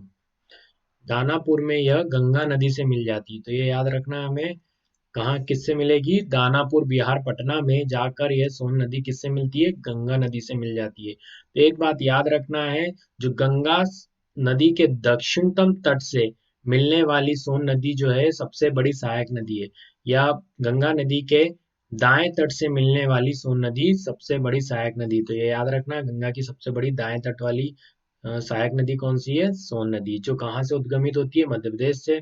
और अधिकतर कहाँ पर प्रवाहित होती है? मध्य प्रदेश में, उसके बाद उत्तर प्रदेश, और फिर लास्ट में बिहार के दानापुर में जाकर यह कहाँ मिल जाती है? गंगा नदी से मिल जाती है। अब जो सोन नदी है, इसकी भी कई सारी सहायक नदियां हैं। तो इसमें सबसे प्रमुख जो सहायक नदी है उसका नाम क्या है? जोहिला। तो इसकी सबसे प्रमुख सहायक नदी है जोहिला, जो खुद अमरकंटक से उद्गमित होती है। और यह भी उत्तर पूर्व की ओर बहते हुए शहडोल के पास ये किस में मिल जाती है जाकर? सोन नदी में मिल जाती है। शहडोल में ही देवलोध में सोन नदी पर एक परियोजना बनाई गई है, देवलोध, जिसका नाम है बाण सागर परियोजना। तो ये बहुत महत्वपूर्ण परियोजना है, इसको याद रखना है, बाण सागर परियोजना। वैसे तो जब हम नदी पढ़ेंगे तब इसके बारे में डिटेल से पढ़ेंगे। बाण सागर परियोजना 14 मई 1978 में ये शिलान्यास किया गया था। तत्कालीन प्रधानमंत्री थे मोरारजी देसाई। ठीक है। तो 1978 या 1978 में भारत के तत्कालीन प्रधानमंत्री कौन थे? मोरारजी देसाई। उनके द्वारा ही इस परियोजना का शिलान्यास रखा गया था। लेकिन यह परियोजना जो पूर्ण हुई थी, तब भारत के पूर्व प्रधानमंत्री अटल बिहारी वाजपेयी बिहारी वाजपेयी द्वारा इसका उद्घाटन कब किया गया था? 2006 में किया गया था। तब यहाँ पर मुख्यमंत्री कौन हुआ करते थे? शिवराज सिंह चौहान। तो उनके कार्यकाल में इस नदी जो परियोजना है, बाण सागर परियोजना सोन नदी पर जो विकसित की गई है, उसका उद्घाटन कब किया गया था? 2006 में अटल बिहारी वाजपेयी द्वारा। और किसका शासन था मध्य प्रदेश में? तब थे शिवराज सिंह यहाँ के मुख्यमंत्री। ठीक है। तो ये इसकी महत्वपूर्ण परियोजना है। वैसे नदियों में हम इसकी और भी महत्वपूर्ण परियोजनाओं के बारे में चर्चा करेंगे, लेकिन सबसे महत्वपूर्ण याद रखना कौन सी परियोजना है? बाण सागर परियोजना। इसके बाद हम देखते हैं इसकी दूसरी महत्वपूर्ण नदी और सहायक नदी है गोपद। यह है गोपद नदी, जो भी इसको किस ओर से? तो दाएं तट से आकर मिल रही है सोन नदी से। ठीक, सिंगरौली और सीधी के मध्य ये मिलती है। आगे हम बात करेंगे रिहन नदी की। तो रिहन इसकी महत्वपूर्ण सहायक नदी है सोन नदी की, जो मतीरंगा पर्वत, जो कहाँ स्थित है? छत्तीसगढ़ राज्य में। यह मतीरंगा पर्वत से निकलती है। कौन सी नदी? रिहंद नदी।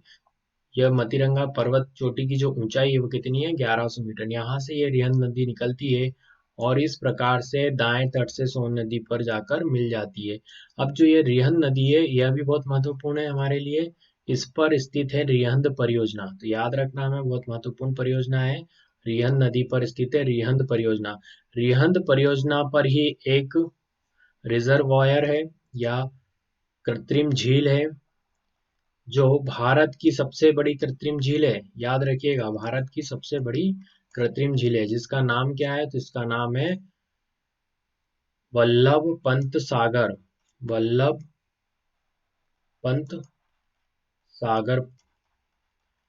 यह भारत की सबसे बड़ी कृत्रिम झील है, जिसका नाम है वल्लभ पंत, गोविंद वल्लभ पंत सागर है। याद रखना, इनका नाम जो है गोविंद वल्लभ पंत सागर। इनके बारे में विशेष बात यह है, जो यह झील का नाम रखा गया है गोविंद वल्लभ पंत सागर, यह उत्तर प्रदेश के पहले मुख्यमंत्री के नाम पर रखा गया था। याद रखना, गोविंद बल्लभ पंत जो थे वो उत्तर प्रदेश के प्रथम मुख्यमंत्री भी थे, तो उन्हीं के नाम पर इस झील का नाम क्या रखा है, गोविंद बल्लभ पंत सागर। तो ये हमें जीके के प्रश्नों में यह प्रश्न हमें अधिकतर मिलता है, जिसे हमें याद भी रखना है। तो उत्तर प्रदेश की सबसे बड़ी और संपूर्ण भारत की सबसे बड़ी कृत्रिम झील कौन सी है, गोविंद वल्लभ पंत सागर। और ये किस नदी पर है, तो रिहंद नदी पर स्थापित की गई है। ठीक है, इसके बाद हम बात करेंगे, तो यह भी सोन नदी का एक चित्र है। आगे हम देखते हैं बघेलखंड पठार की जलवायु के बारे में। तो सबसे पहले आगे हम देखते हैं बघेलखंड पठार की जलवायु के बारे में। तो यहाँ भी जो जलवायु होती है वो किस प्रकार की जलवायु होती है, मानसूनी प्रकार की जलवायु होती है। ठीक है, मानसूनी जलवायु होती है। और यहाँ पर जो गर्मी के समय साधारण गर्मी और ठंड के समय साधारण ठंड होती है। तो यहाँ पर भी सम प्रकार की जलवायु पाई जाती है, जैसे कि मालवा के पठार में हमने देखा था। यहाँ पर किस प्रकार की जलवायु है, सम जलवायु। यहाँ गर्मी में साधारण गर्मी और ठंड की ऋतु में साधारण ठंड पड़ेगी। क्योंकि ये मध्य प्रदेश के पूर्वी क्षेत्र में, और हम चर्चा कर चुके हैं पहले भी, मध्य प्रदेश के पूर्वी क्षेत्र में पश्चिम क्षेत्र की अपेक्षा वर्षा क्या होती है, अधिक होती है। तो यहाँ जो वर्षा होती है वो 125 सेंटीमीटर से लेकर 155 सेंटीमीटर के मध्य होती है। तो इस क्षेत्र में वर्षा अधिक आपको देखने को मिलेगी। आगे हम बात करेंगे, वर्षा अधिक होगी। तो वर्षा अधिक होने से क्या होता है, वनों की सघनता अधिक होगी। जैसे हमने देखा है भूमध्य सागर, भूमध्य रेखा के आसपास वर्षा अधिक होती है, तो भूमध्य रेखा के आसपास आपको सदाबहार वन देखने को मिलते हैं। उसी प्रकार से यह जो क्षेत्र है मध्य प्रदेश का पूर्वी क्षेत्र, यहाँ पर भी आपको क्या दिखेंगे, सघन वन दिखेंगे। अब ये जो सघन वन है, ये क्रमिक विकास के दौरान क्या हुआ है, पृथ्वी में हलचल या उत्खनन उथल पुथल होती रहती है। अब इस स्थिति में होता है क्या है, ये जो वन होते हैं ये दब जाते हैं। दबने के बाद ये समय के साथ क्या है, किस में रूपांतरित हो जाते हैं, कोयले में रूपांतरित हो जाते हैं। इसीलिए मध्य प्रदेश का ये जो पूर्वी क्षेत्र है ये क्या है, कोयले भंडारों के लिए भी जाना जाता है। ठीक, इसी कारण मध्य प्रदेश का जो सिंगरौली है उसे ऊर्जा राजधानी कहा जाता है, क्योंकि सबसे ज्यादा विस्तृत कोयला भंडार आपको कहाँ मिलेगा, वो मिलेगा सिंगरौली में। आगे हम देखते हैं इस क्षेत्र की मिट्टी की बार चर्चा करते हैं। इस क्षेत्र में जो मिट्टी पाई जाती है वह कौन सी मिट्टी होती है, लाल पीली मिट्टी। अब लाल पीली मिट्टी की उपस्थिति के कारण यहाँ पर किसकी खेती अधिक होगी, चावल की। तो याद रखना, जहाँ भी लाल पीली मिट्टी होगी और वर्षा का स्तर अच्छा होगा, जल की उपलब्धता अच्छी होगी, तो वहाँ किसकी खेती होती है, सबसे ज्यादा चावल की खेती अधिक होती है। दूसरी बात करें लाल पीली मिट्टी की, तो लाल रंग मिट्टी का क्यों होता है, तो इसमें उपस्थित होता है फेरिक ऑक्साइड। तो फेरिक ऑक्साइड या फेरस ऑक्साइड की उपस्थिति के कारण मिट्टी का रंग क्या होता है, लाल होता है। जब इस लाल मिट्टी में जल की उपलब्धता हो जाती है या जल मिला दिया जाता है, तो उसका रंग कैसा दिखाई देता है, पीला। तो याद रखना लाल पीली मिट्टी किस कारण होती है। आगे बात करेंगे फसलों की, तो जैसा कि हम चर्चा कर चुके हैं, लाल पीली मिट्टी का क्षेत्र है, दूसरा अधिक वर्षा का क्षेत्र है, इसलिए यहाँ पर चावल की खेती अधिक होती है। इसके अलावा ज्वार, तिल और अलसी की भी यहाँ पर प्रमुखतः खेती की जाती है। आगे देखते हैं यहाँ के प्रमुख पर्वतों की, तो सबसे महत्वपूर्ण पर्वत तो आप सभी को पता होगा, अमरकंटक है, जहाँ से तीन प्रमुख नदियों का उद्गम होता है, नर्मदा, सोन और जोहिला। इसके अलावा हम देखते हैं इसकी ऊंचाई, तो अमरकंटक चोटी की जो ऊंचाई है वो 1066 मीटर है। कई एग्जाम्स में ये प्रश्न आपको मिल चुका है कि अमरकंटक पर्वत की ऊंचाई कितनी है, तो ये कितनी है, 1066 या 1066 मीटर। इसके अलावा अमरकंटक में एक और पर्वत है जिसका नाम है देवगढ़, और इसकी ऊंचाई है 1022 ये दोनों ही कहाँ स्थित है, तो जिले का नाम है अनूपपुर। ये रूप विशेष रूप से याद रखना है इस चीज को। बात करेंगे यहाँ के उद्योगों की, तो जैसा कि हम कई बार चर्चा कर चुके हैं कि मध्य प्रदेश का जो पूर्वी क्षेत्र होता है, जहाँ पूर्वी पठार या हमारा जो बघेलखंड का पठार स्थित है, इस क्षेत्र में वर्षा अधिक होती है। वर्षा के साथ साथ यहाँ वनों की सघनता भी क्या है, अधिक है। अब जब वनों की सघनता अधिक है, तो यहाँ के जो व्यवसाय होगा या उद्योग होंगे वो किस पर आधारित होने चाहिए, वनों पर आधारित होने चाहिए। ठीक है, तो इसीलिए आपको यहाँ पर मिलता है ओरिएंट पेपर मिल।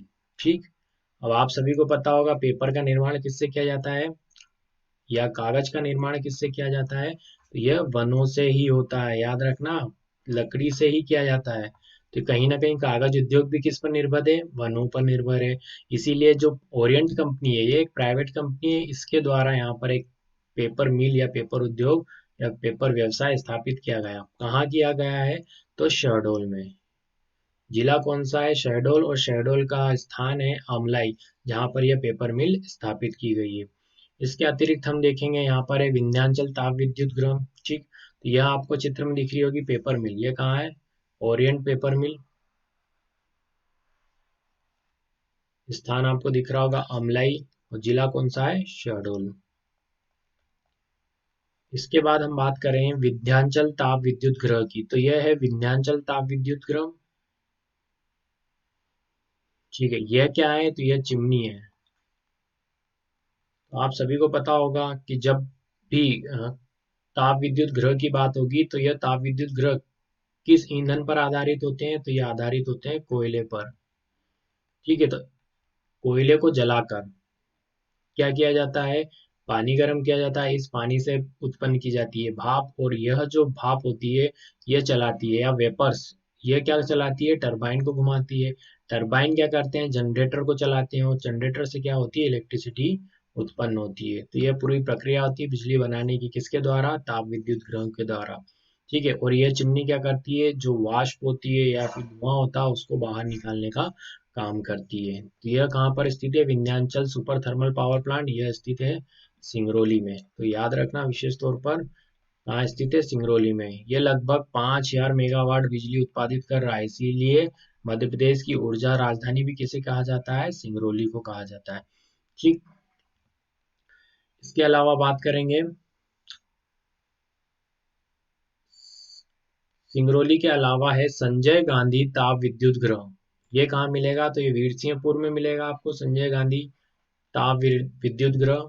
और यह किस जिले में स्थित है, तो यह शहडोल जिले में स्थित है।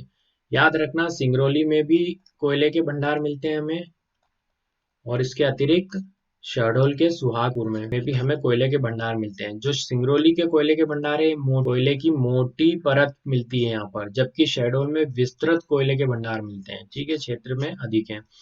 यह हमें कोयले के भंडार यहाँ भी मिलते हैं। अब जब कोयले के भंडार हैं, तो यहाँ पर भी बिजली उत्पादित करना क्या होगा, हमारे लिए काफी सुलभ होगा। ठीक, इसीलिए यहाँ पर भी स्थापित किया गया है एक ताप विद्युत गृह, जिसका नाम है संजय गांधी ताप विद्युत गृह। और ये कहाँ स्थापित किया गया है, शहडोल के वीरसिंहपुर में। शहडोल मैप में आपको दिख रहा होगा, यह है शहडोल, जहाँ कौन सा ताप विद्युत गृह स्थापित किया गया है, संजय गांधी ताप विद्युत गृह। इसके अतिरिक्त हम सिंगरौली की बात कर चुके हैं। यहाँ पर है Vindhyachal super thermal power plant, जो मध्य प्रदेश का सबसे बड़ा थर्मल पावर प्लांट है। ठीक है, इसके अलावा हम बात करते हैं लाख उद्योग की। उमरिया में स्थापित किया गया है लाख उद्योग, या उमरिया को केंद्रित किया गया है लाख उद्योग के लिए। यहाँ पर उद्योग के लिए, यहाँ पर लाख के कीट होते हैं, उन्हें उनका पालन किया जाता है। ठीक है, अब यह जो कीट होते हैं बाय प्रोडक्ट के रूप में इस प्रकार से लाख का उत्पादन करते हैं। ये पेड़ों पर पाए जाते हैं, और ये बाय प्रोडक्ट के रूप में क्या निकालते हैं, ये लाख निकालते हैं। इसी लाख का प्रयोग फिर आगे जाकर सुखाकर और उसका शोधन करके इस प्रकार से लाख की गोलियां निर्मित की जाती हैं। इन्हीं गोलियों से लाख के कड़े या चूड़ियां निर्मित की जाती हैं। इसके अलावा लाख का प्रयोग आपने देखा होगा मोहर या सील लगाने में भी किया जाता है। ठीक है, इस प्रकार से जो सील लगती है वो भी किसका प्रयोग होता है, लाख का ही प्रयोग किया जाता है। तो लाख के लिए प्रसिद्ध स्थान कौन सा है, उमरिया। ठीक, याद रखना लाख का सरकारी कारखाना भी कहाँ स्थित है, उमरिया में ही स्थित है। इसके अलावा देखते हैं मध्य प्रदेश के बघेलखंड के प्रमुख पर्यटन क्षेत्रों के बारे में। तो बघेलखंड में सबसे प्रमुख पर्यटन क्षेत्र आपको देखने को मिलेगा बांधवगढ़ राष्ट्रीय उद्यान। ठीक है, बांधवगढ़ राष्ट्रीय उद्यान कहाँ स्थित है, तो ये उमरिया जिले में स्थित है। ये अपने टाइगरों के लिए जाना जाता है। याद रखना भारत का सबसे अधिक टाइगर घनत्व वाला, ठीक है, याद रखना विशेष तौर पर इसे याद रखा जाना चाहिए। मध्य भारत का, ना सिर्फ मध्य प्रदेश, भारत का सबसे अधिक टाइगर घनत्व वाला अगर कोई राष्ट्रीय उद्यान है तो वो कौन सा है, बांधवगढ़ राष्ट्रीय उद्यान। याद रखना 8 बाघ प्रति वर्ग किलोमीटर यहाँ पर पाए जाते हैं। तो याद रखना बांधवगढ़ राष्ट्रीय उद्यान भारत का एकमात्र राष्ट्रीय उद्यान है जिसमें टाइगरों का घनत्व क्या है, सर्वाधिक है।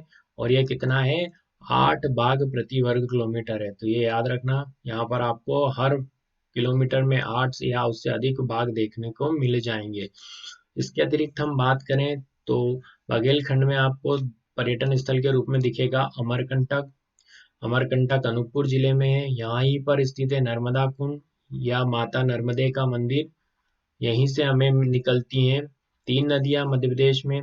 प्रमुख 3 नदियां, एक है नर्मदा, दूसरी है सोन, और तीसरी नदी है जोहिला। तो 3 प्रमुख नदियां इस स्थान से अमरकंटक की चोटी से निकलती हैं। ठीक, तो यह है वो माँ नर्मदे माता मंदिर, और यह वो कुंड है जहाँ से नर्मदा जी निकलती हैं। अब ये चित्र में आपको दिख रहा होगा अनूपपुर, जहाँ पर अमरकंटक स्थित है, यहीं से तीनों नदियाँ निकलती हैं।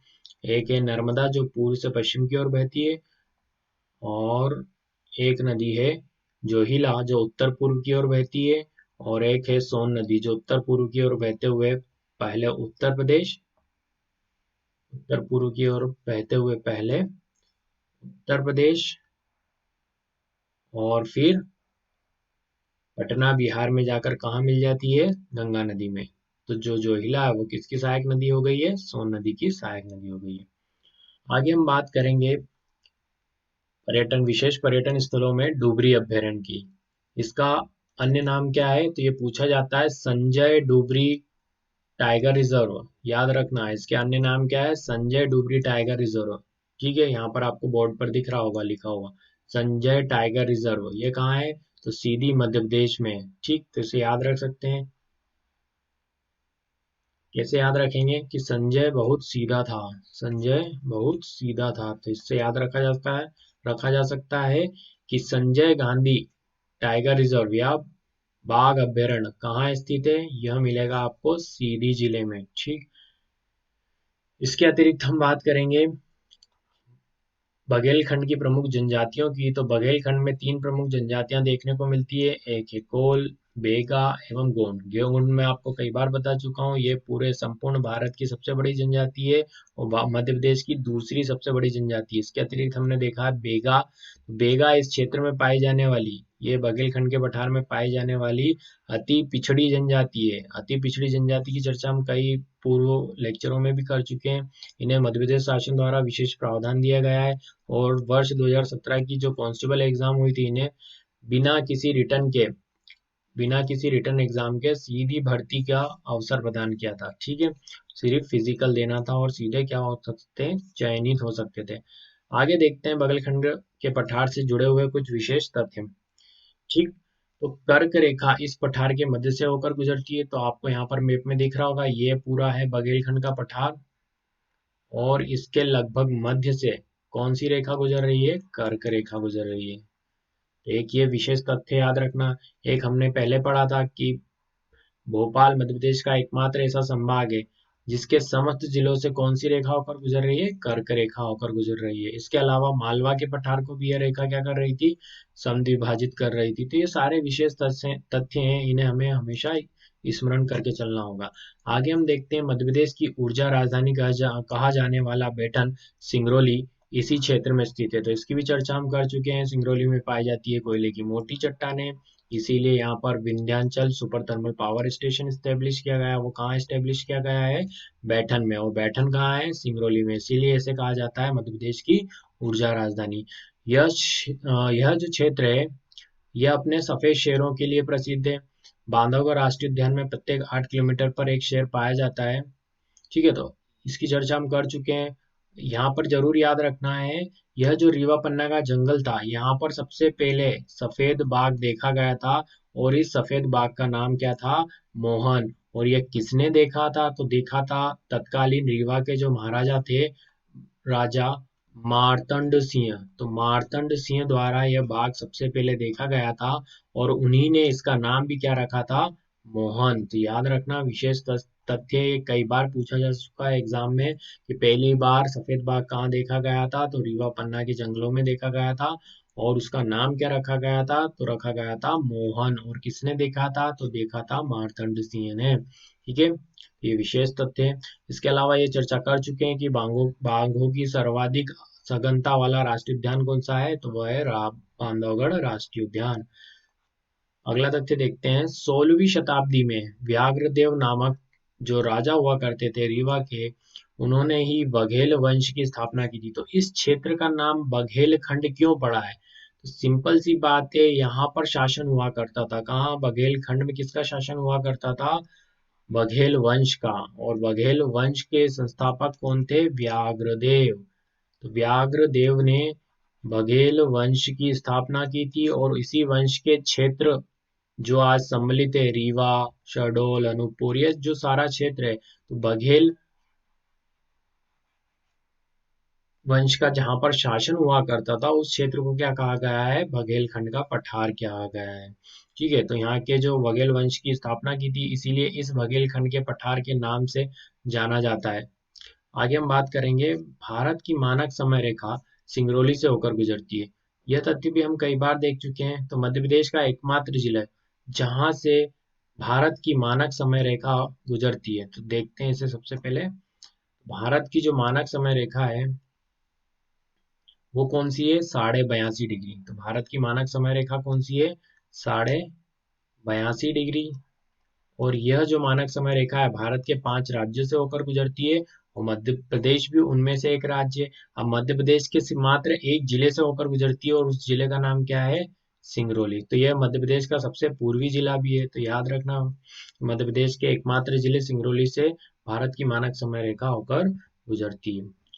चलिए, तो आगे हम बात करेंगे सतपुड़ा प्रदेश की। तो यह हमारा अंतिम, मध्य प्रदेश का भौगोलिक विभाजन में अंतिम भूभाग बचा हुआ है जिसका नाम है सतपुड़ा प्रदेश। ठीक है, ये मध्य प्रदेश के सबसे दक्षिण का हिस्सा है। तो मध्य प्रदेश का जो दक्षिणतम भाग है उसे हम किस नाम से जानते हैं, सतपुड़ा प्रदेश या सतपुड़ा मैकाल पर्वत श्रेणी के नाम से जानते हैं। ये जो क्षेत्र दिख रहा है आपको रेड रेड लाइन में, यह कौन सा क्षेत्र है, सतपुड़ा मैकाल पर्वत का प्रदेश। आगे बात करेंगे, मध्य प्रदेश के दक्षिण भाग में पश्चिम से पूर्व की ओर विस्तृत इसका क्षेत्रफल 34,000 वर्ग किलोमीटर है जो संपूर्ण मध्य प्रदेश का 11% है। तो याद रखना इसका संपूर्ण क्षेत्रफल कितना है, 34,000 वर्ग किलोमीटर। यह मध्य प्रदेश का कितना प्रतिशत है, तो 11% है। ठीक, अब इसका निर्माण किन चट्टानों से हुआ, तो इसका जो निर्माण हुआ है वो बेसाल्ट क्रम की चट्टानों से हुआ है। बेसाल्ट चट्टानें अर्थात ये जो लावा पृथ्वी से बाहर आकर जमता है तब किन चट्टानों का निर्माण होता है, तो बेसाल्ट या आग्नेय चट्टानों का निर्माण होता है। ये तो याद रखना, जो पृथ्वी का मैग्मा या लावा होता है जब बाहर आकर जमता है तो किस चट्टानों का निर्माण होता है, बेसाल्ट चट्टानों का निर्माण होता है।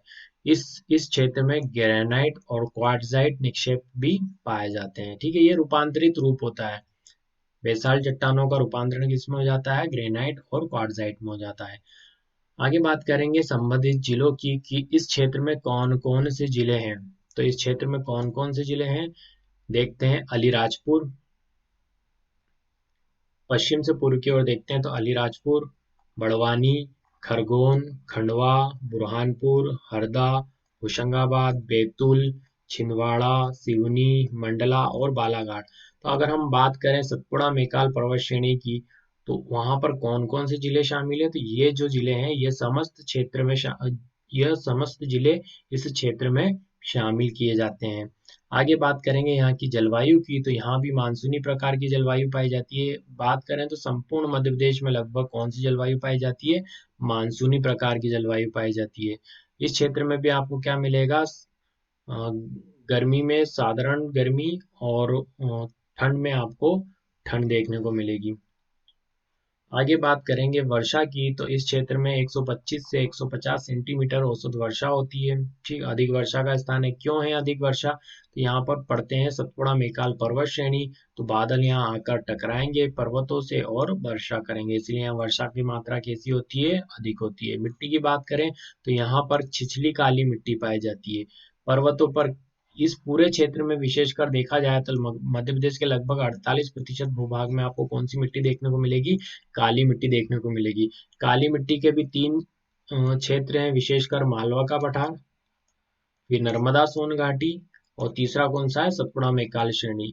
जो मालवा का पठार है वहाँ साधारण काली मिट्टी देखने को मिलती है, जबकि नर्मदा सोन घाटी में पानी की उपलब्धता के कारण उसका रंग गहरा काला हो जाता है। जब पर्वतों में चट्टान और कंकड़ पत्थरों की उपस्थिति के कारण इस मिट्टी का रंग कैसा हो जाता है, छिछला काला।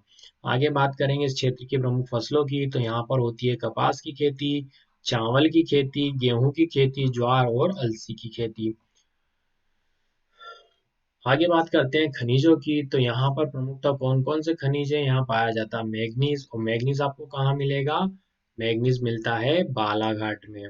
याद रखना मैग्नीज कहाँ पाया जाता है, बालाघाट में, यहीं से उत्खनित किया जाता है। और मध्य प्रदेश में सर्वाधिक मैग्नीज और तांबे का भंडारण आपको कहाँ मिलता है? बालाघाट में। इसीलिए मध्य प्रदेश की मैग्नीज नगरी किसे कहा जाता है? तो विशेष तथ्य क्या है हमारे लिए? मध्य प्रदेश की मैग्नीज नगरी। मैग्नीज नगरी किसे कहा जाता है? वो कहा जाता है बालाघाट को। ठीक, ये याद रखना। और यहाँ पर भी कहाँ मिलेगा आपको मैग्नीज? भारवेली की खान में। कहाँ मिलता है? भारवेली की खान में। ठीक, और इसके अतिरिक्त कुछ मैग्नीज आपको कहाँ और मिलेगा? छिंदवाड़ा में भी मिलेगा। इसके अलावा कोयले की बात करें तो कोयला आपको कहाँ मिलेगा? बैतूल के पाथरखेड़ा में। ठीक, तो कोयले के भंडारण कहाँ में देखने को मिलते हैं? तो बैतूल के पाथरखेड़ा में। यह है बैतूल जिला, यहाँ मिलता है इस क्षेत्र का कोयला भंडार। इसके अलावा बात करेंगे ग्रेफाइट की, तो ग्रेफाइट भी आपको कहाँ मिलेगा? बैतूल में ही मिलता है। ग्रेफाइट का प्रयोग कहाँ होता है? तो पेंसिल बनाने में होता है, स्नेक के रूप में होता है मशीनों में। ठीक है, और इसे कैसे याद रख सकते हैं? तो अगर आप तूल दोगे किसी भी चीज को तो फाइट क्या होगी? बढ़ेगी, है ना? तो अगर आप किसी भी चीज को तूल देते हैं तो फाइट क्या होती है? बढ़ती। तो ग्रेफाइट का भंडारण और उत्पादन कहाँ हो रहा है? बैतूल में। आगे बात करें बॉक्साइट की, तो बॉक्साइट आपको कहाँ मिलेगा? बालाघाट और मंडला जिलों में। तो ये है बालाघाट जिला, यहाँ पर बॉक्साइट देखने को मिलता है, और मंडला जिलों में। आगे बात करें उद्योगों की, तो उद्योगों में यहाँ पर प्रमुख उद्योग कौन से होंगे? तो यहाँ पर भी वनों का आच्छादन अच्छा खासा है, इसीलिए यहाँ पर भी कागज उद्योग प्रमुख है। और यहाँ पर कागज उद्योग कहाँ पर है सर्वाधिक? तो आपको यहाँ पर मिलेगा नेपा नगर। अब ये नेपा नगर कहाँ स्थित है? तो नेपा नगर स्थित है बुरहानपुर में। याद रखना, बुरहानपुर जिले में स्थित है नेपा नगर, जहाँ पर स्थापित की गई है कागज उद्योग। और 1954 में सबसे पहले मध्य प्रदेश का जो बिजली घर, ताप विद्युत बिजली घर स्थापित किया गया था, वो कहाँ स्थापित किया गया था? नेपा नगर में ही किया गया था, जिसका नाम क्या है? चांदनी। तो यह विशेष तथ्य है, इसे जरूर याद रखना। मध्य प्रदेश का पहला ताप विद्युत ग्रह 1954 1954 में कहाँ स्थापित किया गया था? नेपा नगर में ही स्थापित किया गया था, जिसका नाम क्या है? चांदनी। क्यों स्थापित किया गया था? तो इस जो कागज मिल है, इसको चलाने के लिए बिजली की आवश्यकता होगी, तो उसी के उत्पादन के लिए इस ताप विद्युत गृह को इस नेपा नगर में स्थापित किया गया था। ये नेपा नगर कहाँ है? तो किस जिले में है? तो बुरहानपुर जिले में। उस समय इस जिले का नाम क्या हुआ करता था? खंडवा हुआ करता था, क्योंकि खंडवा का ही भाग हुआ करता था बुरहानपुर। ठीक, और यह जो नेपा नगर में कागज बनाया जाता है, ये किस प्रकार का कागज है? तो यह अखबारी कागज है। तो ये याद रखना किस प्रकार का कागज है, यह एक अखबारी कागज कारखाना है। ठीक, इसके अलावा ताप विद्युत गृह जिसकी चर्चा हम कर चुके हैं 1954 में, चांदनी नामक ताप विद्युत गृह, मध्य प्रदेश का पहला ताप विद्युत गृह कहाँ स्थापित किया गया था? नेपा नगर बुरहानपुर। सतपुड़ा मेकाल पर्वत श्रेणी के पर्यटन क्षेत्र की बात करेंगे तो यहाँ पर प्रमुख पर्यटन क्षेत्र के रूप में है कान्हा किसली राष्ट्रीय उद्यान। यह मध्य प्रदेश का सबसे पुराना राष्ट्रीय उद्यान भी है। 1934-35 में इसे स्थापित किया गया था। ठीक, तो यह मध्य प्रदेश का सबसे पुराना राष्ट्रीय उद्यान है। और बात करें ये किस जिले में आता है, तो यह कहाँ है?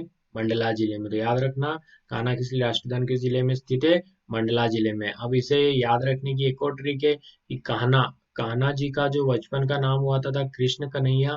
और कृष्ण कन्हैया की एक क्या हुआ करती थी? मंडली हुआ करती थी। और यह मंडली क्या करती थी? तो यह मंडली माखन चुराने का काम करती थी। तो याद रखेंगे, भगवान कृष्ण से, कृष्ण कन्हैया से बनेगा हमारा मंडली। क्यों? क्योंकि वो होती थी मंडली, माखन चुराने का काम करती थी, तो मंडली से क्या बन जाएगा? मंडला जिला। तो विशेष तरह हम याद रख सकते हैं कान्हा किसली राष्ट्रीय उद्यान कहाँ है, किस जिले में है? तो ये मंडला जिले में। इसके बाद बात करेंगे पेंच राष्ट्रीय उद्यान की। तो पेंच राष्ट्रीय उद्यान आपको कहाँ मिलेगा? सिवनी और छिंदवाड़ा जिलों के मध्य मिलेगा। तो यहाँ पर है पेंच राष्ट्रीय उद्यान, इस क्षेत्र में सिवनी और छिंदवाड़ा जिलों के मध्य में। ठीक, इसके बाद हम बात करें धूपगढ़, पंचमढ़ी। और पंचमढ़ी जाना जाता है अपने ग्रीष्मकालीन राजधानी के रूप में। तो मध्य प्रदेश की ग्रीष्मकालीन राजधानी कौन सी है? पंचमढ़ी। इसके अलावा मध्य प्रदेश का एकमात्र हिल स्टेशन कौन सा है? पंचमढ़ी है। और ये किस जिले में स्थित है? तो ये होशंगाबाद जिले में स्थित है। यह भी विशेषकर मध्य प्रदेश का एक महत्वपूर्ण पर्यटन स्थल है। किस क्षेत्र से? सतपुड़ा क्षेत्र से। आगे बात करेंगे सतपुड़ा क्षेत्र की प्रमुख नदियों की। तो सतपुड़ा क्षेत्र में प्रमुख नदियां हैं ताप्ती, जो पूर्व से पश्चिम की ओर बहती है। इसके अलावा है बैनगंगा, जो दक्षिण की ओर बहने वाली नदी है। देखिए यहाँ पे दिखाई दे रहा होगा आपको, यह है बेनगंगा, जो दक्षिण की ओर बहने वाली नदी है और किसकी सहायक नदी है? गोदावरी की सहायक नदी है। आगे बात करेंगे पेंच नदी। ये पेंच नदी भी कहाँ है? दक्षिण की ओर बहती है। ठीक है, तो ये प्रमुख नदियां हैं। ताप्ती नदी की बात करें तो ताप्ती को सूर्यपुत्री भी कहा जाता है। ठीक, और इसका उद्गम कहाँ से होता है? तो बैतूल के मुल्ताई से। कहाँ उद्गम होता है? बैतूल के मुल्ताई से इसका उद्गम होता है और ये पूर्व से पश्चिम की ओर बहती है और ये नर्मदा नदी के समानांतर बहती है। ठीक, याद रखना, नर्मदा के समानांतर बहती है। यह भी 3 जिलों से होकर गुजरती है। कौन कौन से? तो मध्य प्रदेश, महाराष्ट्र और गुजरात, 3 राज्यों से होकर गुजरती है और अंत में कहाँ चली जाती है? अरब सागर में अपना जल गिराती है। यह भी नदी याद रखना, यह नदी भी कहाँ बहती है? तो भ्रंश घाटी में बहती है और क्या बनाती है? एस्चुरी बनाती है। तो ढलानों पर बहने के कारण तीव्र वेग से बहती है और डेल्टा ना बनाकर क्या बनाने का काम करती है? एस्चुरी बनाने का काम करती है। तो याद रखना, मध्य प्रदेश की पश्चिम की ओर बहने वाली दूसरी सबसे बड़ी नदी है और नर्मदा के समानांतर बहती है। ये विशेष तथ्य इसके बारे में जरूर याद रखना। और दूसरा क्या बताया था इसके बारे में कि इसे क्या कहा जाता है?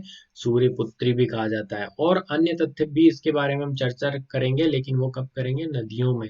जब हम नदियां पढ़ेंगे विशेष तौर पर, तब हम इनकी और चर्चा करेंगे।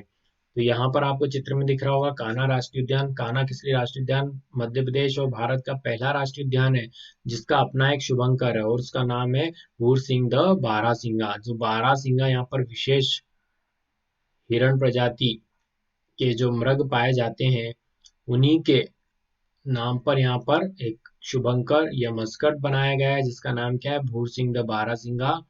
और ऐसा करने वाला भारत का यह एक पहला टाइगर रिजर्व और पहला राष्ट्रीय उद्यान बन चुका है। ठीक है, और आगे देखेंगे पेंच नेशनल पार्क। पेंच नेशनल पार्क कहाँ स्थित है? सिवनी छिंदवाड़ा के मध्य। इसकी भी चर्चा करेंगे हम आगे जब हम राष्ट्रीय उद्यान पढ़ेंगे। और यह है नेपा नगर पेपर मिल। ठीक, ये कहाँ है? बुरहानपुर जिले में। और बुरहानपुर जाना जाता है अपने उद्यानों के लिए। तो याद रखना, बुरहानपुर किसके लिए जाना जाता है? मध्य प्रदेश की उद्यान नगरी के रूप में जाना जाता है, बगीचों की नगरी या बागान नगरी के रूप में जाना जाता है। और यहाँ पर सर्वाधिक केलों का उत्पादन होता है और इसे दक्षिण का प्रवेश द्वार भी कहा जाता है। ये सारे तथ्य किससे संबंधित है? बुरहानपुर से। बार बार रिवाइज कराऊंगा मैं आपको, जिससे आपको हमेशा याद होता रहे, कोई चीज आप भूले ना, स्किप ना करें अपने दिमाग से। यह है धूपगढ़ की चोटी। तो याद रखिए, ये धूपगढ़ की चोटी है, 1350 मीटर ऊंची है, मध्य प्रदेश की सबसे ऊंची चोटी है और किस पर्वत पर है? महादेव पर्वत पर स्थित है। और ये महादेव पर्वत किस श्रेणी में है? तो यह है सतपुड़ा।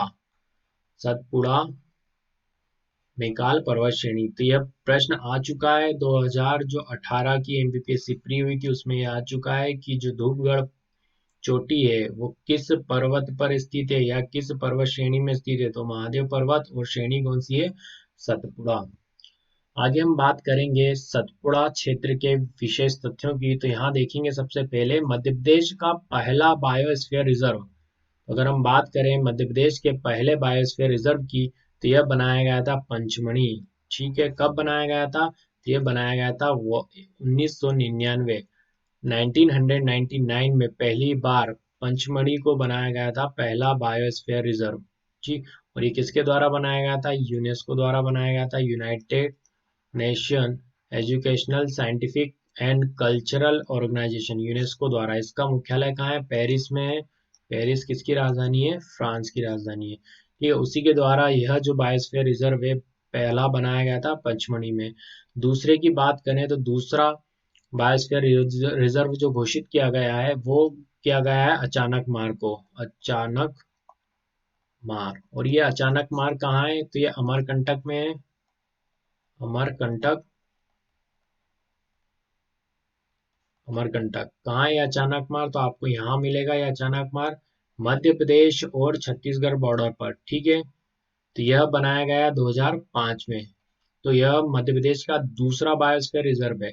अब 2009 में मध्य प्रदेश का तीसरा बायोस्फीयर रिजर्व घोषित किया गया, वो घोषित किया गया पन्ना को। ठीक, याद रखना, महत्वपूर्ण तथ्य है, 2009 में पन्ना को मध्य प्रदेश का तीसरा बायोस्फीयर रिजर्व घोषित किया गया। तो वर्तमान में मध्य प्रदेश में कितने बायोस्फीयर रिजर्व है?